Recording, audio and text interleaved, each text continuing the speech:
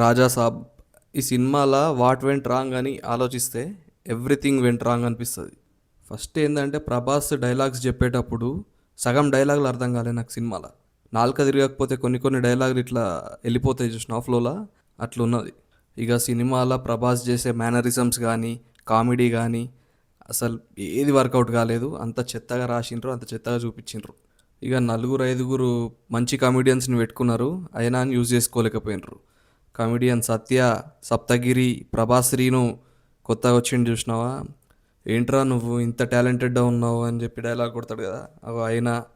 ఆ, ఇంకా వైవహర్ష వీళ్ళని ఎందుకు తీసుకున్నాడో అర్థం కాలేదు. వాళ్ళ ప్లేస్లో ఏ జూనియర్ ఆర్టిస్ట్ని తీసుకున్నా అని అయిపోయేది, డబ్బులన్న సేవ్ అయ్యేటి. డైరెక్షన్ ఎంత వరస్ట్గా ఉందంటే, ఒక సీన్ ఉంటుంది, ప్రభాస్ హీరోయిన్ని ఫాలో అవుతూ చర్చ్లకు పోతాడు. చర్చ్లకు పోయినాక అక్కడ ఒక చిన్న పాపతో ఒక కాన్వర్జేషన్ ఉంటుంది అన్నట్టు. చర్చ్లో అందరు ఉంటారు, ప్రేయర్ చేస్తూ ఉంటారు. చర్చ్ నిండా జనాలు ఉంటారు, ఎవరు డిస్టర్బెన్స్ ఫీల్ గారు. అక్కడ రియాక్షన్ ఉండదు, మన ఉండదు జనాల నుంచి. ఆడ ఏం జరగనట్టే ముందుకు బొమ్మల్లా చూస్తూ ఉంటారు. అంత వరస్ట్గా ఉంది. ఎక్స్పీరియన్స్ డైరెక్టర్ అంటే ఎట్లుండాలి, ఒక నార్మల్ సీన్ని కూడా హైలైట్గా చూపించాలి. కానీ ఇక్కడ ఒక కామెడీ సీన్ని కూడా బోరింగ్గా చూపించిండు. అసలు ఎక్కడ వర్కౌట్ కాలే కామెడీ. జనరల్గా హీరో క్యారెక్టర్కి ఎటకారం ఎక్కువ అన్నట్టు సినిమాలో. హీరో సిచ్యువేషన్కి తగ్గట్టు ఎటకారం ఆడుతూ ఉంటాడు. ఆ సీన్లు కూడా అసలు వర్కౌట్ కాలే. మంచిగా రాస్తే నిజం చెప్పాలంటే సూపర్ వర్కౌట్ అయ్యేటి ఈ సీన్స్. ఇక హర్రర్ ఎలిమెంట్స్ గురించి మాట్లాడుకోవాలంటే ఇక సినిమాలో క్యారెక్టర్స్ గజగజ వణుకుతే తప్ప ఇది హర్రర్ సీన్ రా అని చెప్పి అర్థం కాదు మనకి, అట్లుంది. ఇక విలన్ గురించి మాట్లాడాలంటే అసలు విలన్ క్యారెక్టర్ కన్వీనియంట్గా రాసిండు మొత్తం. ఎట్లా అనిపిస్తే అట్లా రాసి పడేసిండు.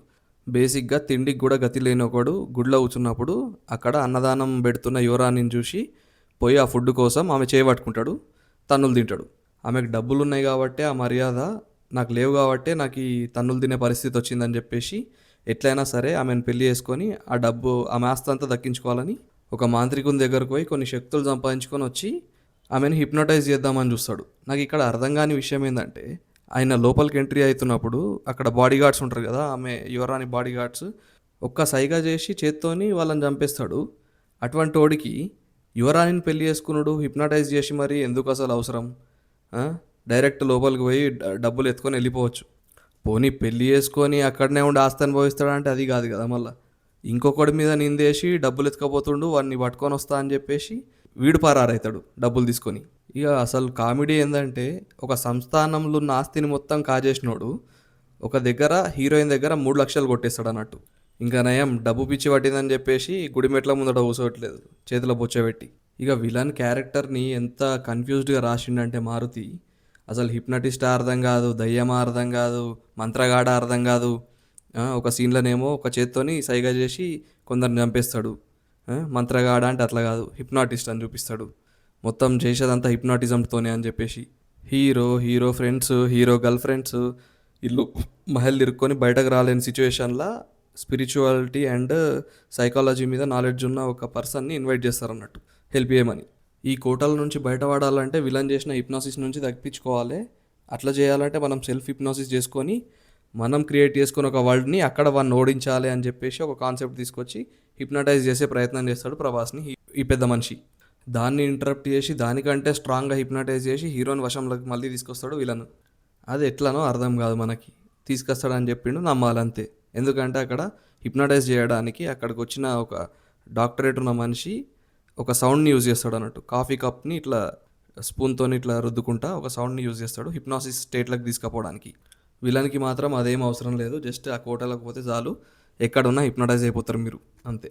ఆఖరికి అవతలోడు హిప్నటైజ్ అయ్యి వేరే లోకంలో ఉన్నా అని అక్కడ నుంచి తీసుకొచ్చి మళ్ళీ కట్టేసుకుంటాడు అన్నట్టు. ఇక ఇంకో హైలైట్ సీన్ ఏంటంటే, ఆ మహల్కి కొందరు దొంగలు ఎంటర్ అవుతారు. అలా తమ్ముళ్ళని చంపిన వాళ్ళని బతకనీయమని చెప్పేసి అందరినీ బంధించి చంపాలని చూస్తారు బేసిక్గా. అటువంటి టైంలో హిప్నాటిస్ట్ చెప్పిన మాటలు గుర్తుకొస్తే ప్రభాస్కి, ఒక డోర్ ఉంటుంది, ఆ డోర్ మాత్రం ఓపెన్ చేయొద్దు, అది ఓపెన్ చేస్తే చాలా డేంజర్ అని చెప్తాడు. సో ఎట్లయినా చేసి ఆ డోర్ని ఓపెన్ చేస్తాడు. ఆయన లోపలికి ఆత్మ ఎంటర్ అయిపోతుంది అన్నట్టు విలంది. ఎంత కన్వీనియంట్ అంటే, ఇక ఇక్కడ ఆత్మ వచ్చి ఆ దొంగలను అందరినీ చంపేసి మళ్ళీ వెళ్ళిపోతుంది. ఇక ఇక్కడ అర్థం కాని విషయం ఏంటంటే, ఆ ఆత్మ రిలీజ్ అయినాక కూడా తర్వాత మళ్ళీ మొత్తం హిప్నాటిజం కాన్సెప్టే వాడుతూ ఉంటాడు. ఈ ఆత్మ ప్రభాస్ని హీరోని ఆవహించి ఫైట్ చేసే సీన్ స్టార్టింగ్లో కట్ చేసిండ్రట, తర్వాత యాడ్ చేసిండ్రట. కొందరేమో యాడ్ చేసినాక సినిమా మంచిగా ఉంది అన్నారట. అసలు ఏమి అర్థమైందో వాళ్ళకి, నాకు అర్థం కాలేదు. ఇది యాడ్ చేసినాక సినిమా ఇంకా వరస్ట్ అయింది. ఎందుకంటే అప్పటిదాకా హిప్నాటిజం కాన్సెప్ట్ మీద ఉంటుంది, తర్వాత ఆత్మ రిలీజ్ అయింది. మరి అక్కడి నుంచి అన్న ఆత్మ ఓవర్టేక్ చేస్తుంది అంటే అట్లుండదు కదా, మళ్ళా హిప్నాటిజం మీదనే ఉంటుంది మొత్తం. అప్పుడు ఆ డోర్ బద్దలు కొట్టే కాన్సెప్ట్ ఎందుకు, ఆత్మ వచ్చి ఆవహించే కాన్సెప్ట్ ఎందుకు, అసలు ఏం చెప్పాలనుకున్నాడో అర్థం కాలే. ఇక క్లైమాక్స్ ఫైటింగ్, ఇక క్లైమాక్స్లో విలన్తో హీరో ఎట్లా ఫైట్ చేస్తాడు, ఎట్లా గెలుస్తాడని చూపించడానికి భావోద్వేగాలు అనే కాన్సెప్ట్ని ఇంట్రడ్యూస్ చేసిండు. ఏంటంటే హ్యూమన్కి భావోద్వేగాలు ఎక్కువైనప్పుడు ఒక స్టేట్లోకి వెళ్తాడు, హిప్నాసిస్ స్టేట్కి అని చెప్పేసి. సో అట్లా హీరో ఒక హిప్నాసిస్ స్టేట్లోకి వెళ్ళి విలన్తో ఎట్లా ఫైట్ చేస్తాడు అనేది చూపించిండు. ఓకే, అక్కడ వరకు మంచిగా ఉంది కాన్సెప్ట్. అక్కడ ఎట్లా ఫెయిల్ అయిందంటే, ఎక్కడ ఫెయిల్ అయిందంటే, సరే దాంట్లో అలా నానమ్మ ఈయనకి హీరోకి సపోర్ట్ ఇస్తున్నట్టు ఊహించుకుంటాడు అన్నట్టు. వాళ్ళ నానమ్మ కోసం విలన్ని ఓడిస్తూ ఉంటాడు హీరో, వాళ్ళ నానమ్మనే ఆయనకు సపోర్ట్ ఇస్తున్నట్టు ఒక హిప్నాసిస్ స్టేట్లోకి వెళ్ళిపోతాడు. అక్కడ వాళ్ళ నానమ్మ ఈయనని గైడ్ చేస్తూ ఉంటుంది అన్నట్టు. విలన్ ఏం చేస్తాడు, ఒక క్రొకడైల్ని పంపించినట్టు హిప్నాసిస్ స్టేట్లోకి తీసుకుపోతాడు హీరోని. అక్కడ మళ్ళీ హీరో ఏం చేస్తాడు, సెల్ఫ్ హిప్నాసిస్ చేసుకొని వాళ్ళ నానమ్మ ఆయనకు అది అది క్రొకడైల్ కాదురా, ఒక కుక్కరా, ఒక కుక్క పిల్లరా అని చెప్తా ఉంటుంది అన్నట్టు. అప్పుడు మనకి ఎట్లా చూపించాలి, విలన్ హిప్నాసిస్ స్టేట్లో ఉన్నప్పుడు హీరో క్రొకడైల్ అని ఫీల్ కావాలి, తర్వాత మళ్ళీ సెల్ఫ్ హిప్నాసిస్ స్టేట్లో ఉన్నప్పుడు దాన్ని కుక్క పిల్లలా ఫీల్ కావాలి. అట్లా చూపించాడు. ఇటువంటి ఎస్టాబ్లిష్ చేయడంలో ఫెయిల్ అయ్యిండు మారుతి.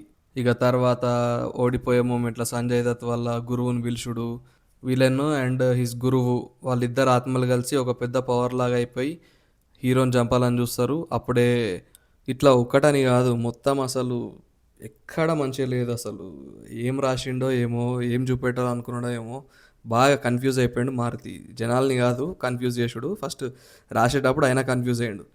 థియేటర్లో చూద్దాం అనుకునేసరికి సినిమాకి నెగటివిటీ వచ్చింది, సో ఇంట్రెస్ట్ పోయింది. సరే ఫ్యాన్స్ అందరు ఏమన్నారంటే, యాంటీ ఫ్యాన్స్ అందరూ కావాలనే ఒక ప్రొపగండాతోని నెగటివిటీ స్ప్రెడ్ చేస్తున్నాడు మూవీ మీద అని చెప్పేసి అన్నారు. కాబట్టి ఎక్కడనో ఒక దగ్గర మైండ్లో ఉన్నది కావచ్చు, మేబీ అట్లా కూడా జరగచ్చు. బాగుందేమో సినిమా, కొద్దిగా యావరేజ్గా నన్ను ఉంటుందేమో అనుకున్నా.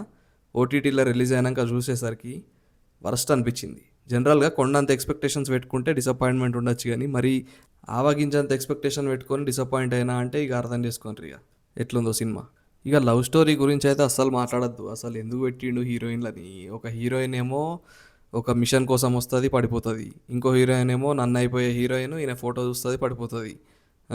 ఇంకో ఆమెనేమో ముందు నుంచే ఈయనకు లైన్ వేస్తూ ఉంటుంది. ఇట్లా మళ్ళీ వీళ్ళు ముగ్గురు కలిసి కథం కొట్టుకుంటూ ఉంటారు అన్నట్టు హీరో కోసం. ఈయననేమో ముగ్గురుతో రొమాన్స్ చేసుకుంటా అవతల వాళ్ళకి దొరకదని చూస్తారు, దొరుకుతాడు. అక్కడ ఇక నేనేం చేయలేదన్నట్టు అమాయకుల్లా ఫేస్ పెడతాడు. ఇంతే ఇక. రైట్, ఇది గైస్ ఈ మూవీ మీద నా ఒపీనియన్.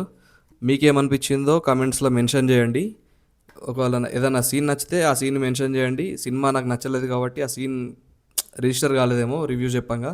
ఓవరాల్గా ఏంటంటే అన్నీ వరస్ట్ అనిపించినాయి కాబట్టి నాకు గుర్తుకు లేవు. అసలు ఏదైనా సీన్ మంచిగా అనిపించిందా అని కూడా గుర్తుకు లేదు. వీడియోకి లైక్ చేయండి, షేర్ చేయండి, ఛానల్ని సబ్స్క్రైబ్ చేసుకోండి. Thank you for watching.